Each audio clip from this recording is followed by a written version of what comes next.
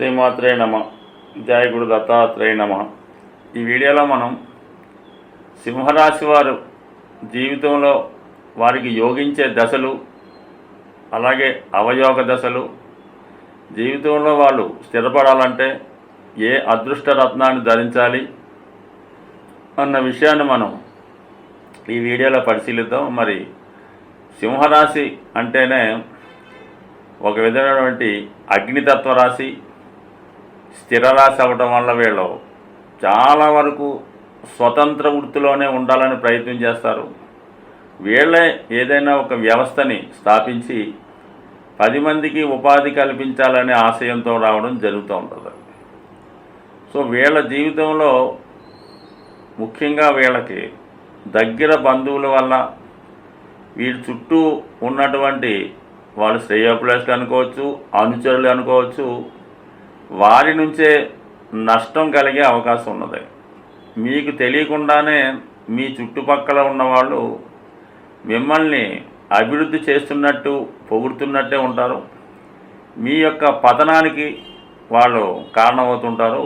చాలా వరకు మీరు సొంత విషయాలు, మీ వ్యక్తిగత రహస్యాలు, వ్యాపార రహస్యాలు మీలో మాత్రమే దాచుకోవాలి తప్ప, మీరు మీ యొక్క విషయాల్ని 10 మందికి, మీ చుట్టుపక్కల వారికి చెప్పడం వల్ల అది ఏదో విధంగా ఇతరులకి, మీ పోటీదారులకి తెలిసి మీకన్నా ముందే మీ యొక్క ఆలోచనలు వాళ్ళు అమలు చేయడం కానీ, మీరు ప్రయత్నం చేస్తున్నది వాళ్ళు పొందడం కానీ జరిగే అవకాశం ఉంది. కాబట్టి ముఖ్యంగా మీరు ఏదైనా సరే ఒక కాంట్రాక్టో, ఒక పదవో పోటీ పడుతున్నప్పుడు ఎవరికీ తెలియకుండా రహస్యంగానే దాన్ని పొందే ప్రయత్నం చేయాలి తప్ప, ఖచ్చితంగా 10 మందికి వెల్లడి చేస్తే నష్టపోయే అవకాశం ఉంది.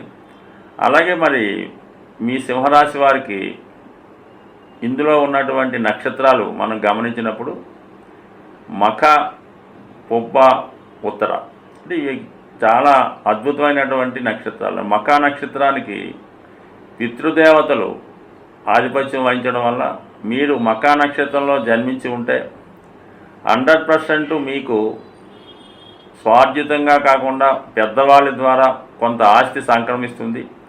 అలాగే మీరు గతంలో గొప్ప కుటుంబం అయి ఉండి, ఒక మంచి భూస్వామి కుటుంబం అయి ఉండి, తర్వాత కొంత దెబ్బతినిన తర్వాత మీరు ఆ కుటుంబంలో జన్మించడం జరుగుతూ ఉంటుంది. ఎస్పెషల్లీ మఖ నక్షత్రంలో పుట్టిన వాళ్ళు మరి వాళ్ళ యొక్క కుటుంబ వ్యవస్థని తిరిగి మళ్ళా పేరు నిలబెట్టే విధంగా, మళ్ళా దాన్ని అభివృద్ధి పొందే విధంగా ప్రయత్నం చేస్తారు. అలాగే చాలా బాధ్యతగా, రెస్పాన్సిబిలిటీగా ఉంటారు. మీరు ఎక్కడ ఏ దేశంలో ఉన్నా, ఏ వృత్తి చేస్తున్నా కూడా మళ్ళా చివరికి సొంత ప్రాంతానికి వచ్చి మీ పూర్వీకుల యొక్క, లేదంటే మీ తండ్రి గారి యొక్క వారసత్వంగా ఆ వృత్తి చేపట్టడం కానీ, అదే పదవిలో కొనసాగడం కానీ జరుగుతూ ఉంటుంది. అంటే ఉదాహరణకి మీ తండ్రి గారు ఏదైనా రాజకీయ రంగంలో ఉంటే అందులో ప్రవేశించడం, లేదా ఒక వైద్య వృత్తిలో ఉన్న, ఒక వ్యాపారం చేస్తున్న, అనూహ్యంగా మీరు అందులో ప్రవేశించవలసి ఉంటుంది, మీకు ఇష్టం ఉన్నా లేకపోయినా కామన్గా. అలాగే మీరు విశ్వాసంతో పేరెంట్స్ని బాగా ఆదుకునే ప్రయత్నం చేస్తూ ఉంటారు. ఖచ్చితంగా మఖ నక్షత్ర జాతకులు పూర్వ సాంప్రదాయాలు పాటిస్తారు, పోయిన అధికారాన్ని తిరిగి నిలబెట్టే ప్రయత్నం చేస్తారు, పోయిన కుటుంబ గౌరవాన్ని సంపాదించే ప్రయత్నం కూడా చేస్తుంటారు. మరి అటువంటి మఖ నక్షత్రంలో జన్మించిన వారికి కేతు మహాదశలో జీవితం ప్రారంభమవుతుంది. అది ఇంచుమించుగా బాల్య దశ 1వ పాదంలో ప్రారంభంలో జన్మిస్తే కేతు మహాదశ 7 సంవత్సరాలు ఉంటుంది.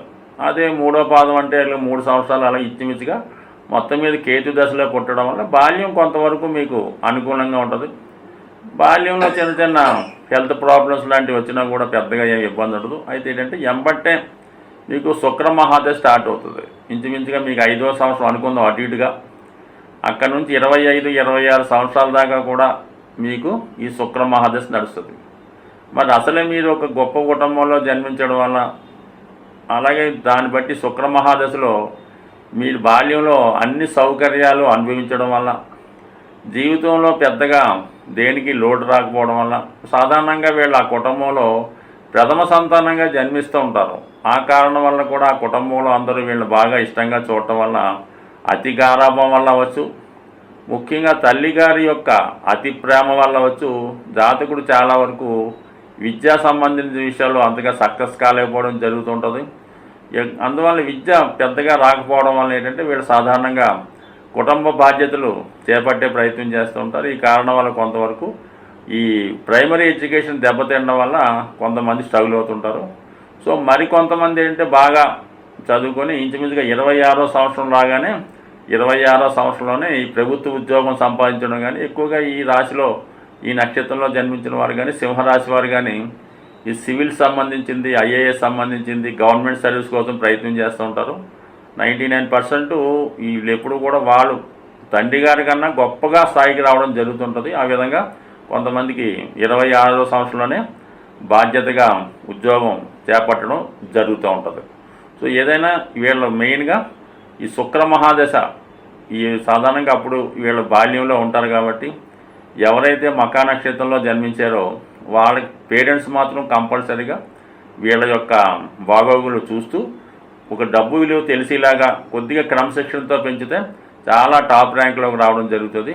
చాలా గొప్ప విషయం ఏంటంటే అనేక మంది సింహరాశి సింహలగ్న జాతకుల యొక్క విశేషం పరిశీలించినప్పుడు గొప్ప జమీందారీ వంశంలో బాగా ఉన్నత కుటుంబంలో జన్మించిన వారు ఖచ్చితంగా వాళ్ళు ద్వితీయ భాగంలో ఇంచుమించుగా వాళ్ళకి 36, 37 దాటిన తర్వాత వివాహం తర్వాత చాలా డౌన్ఫాల్ అయ్యి మొత్తం పెద్దలు సంపాదించేంత కూడా నష్టపోవడం, చాలా ఇబ్బంది పడడం జరుగుతూ ఉంటుంది.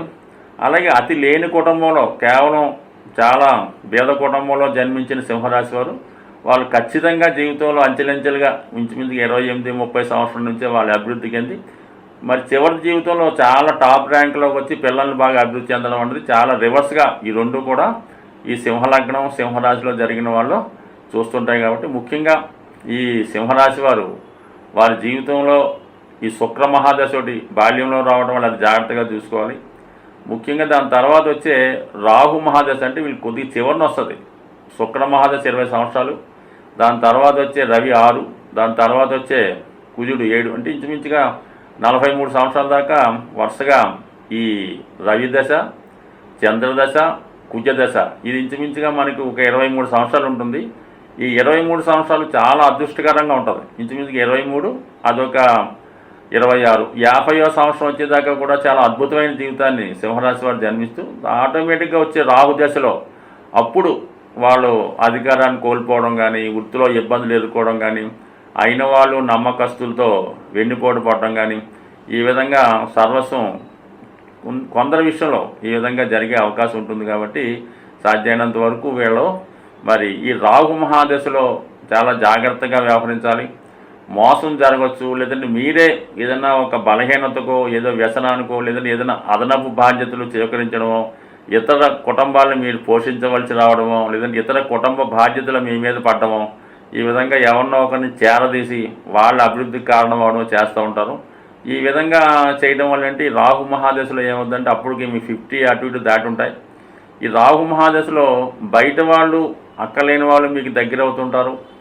మీకు కావలసిన వాళ్ళు అటు ముఖ్యంగా మీ సంతానం మీకు ఏదో కారణం వల్ల దూరం అవడం జరుగుతుంటుంది. వాళ్ళ నుంచి విమర్శలు ఎదుర్కోవడం కానీ, పూర్తిగా వాళ్ళతో శత్రుత్వం కానీ జరిగే అవకాశం ఉంది. చాలా సందర్భాల్లో ఈ సింహరాశి లేదా సింహలగ్నంలో జన్మించిన వారికి అయితే తల్లిదండ్రులతో విరోధం ఉంటుంది, లేకపోతే సొంత సంతానంతోనే విరోధం ఉండే అవకాశం ఉంది. ఇవన్నీ సాధారణంగా జరుగుతుంది. ఎందుకంటే సింహరాశి వారికి షష్టాధిపతిగా శని అవ్వటం వల్ల సొంత పిల్లలే శత్రువులుగా మారుతుంటారు.